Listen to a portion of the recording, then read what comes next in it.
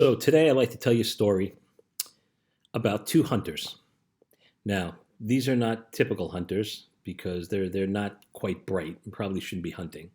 But in any case, they're walking through the woods and one of the hunters just drops to the floor, eyes closed. He sees him quickly roll to the back of the head and they close. The other hunter panics, sees his friend lying on the ground, picks up the phone, calls 911. He says, Operator, my friend, I think he's dead. I think he's dead. And the operator says, just calm down for 1 second. He goes, can you just check and make sure he's dead? So the man says, I'll be right back. And all of a sudden you hear a gunshot. And he comes back and he says to the operator, okay, he's dead now. So what is the point of this story? As stupid as it is, it's about our listening skills and the assumptions we make, right?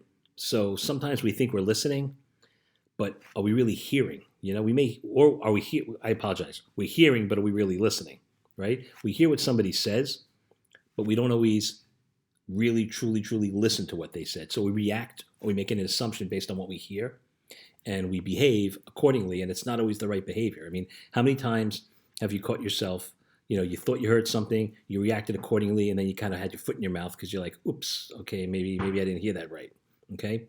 It happens all the time. It's normal. We just have to practice better skills around that. And as teenagers, we deal with this all day long, right? Especially like gossip, right? Somebody will say something and you'll think it was intended one way, but it wasn't really intended the way the person said it. But if you receive it that way, you go ahead and you tell somebody else the way you received it. And then that person tells somebody else. And pretty soon the person that said it is, being shamed for something they said when it wasn't actually intended in the way it came out.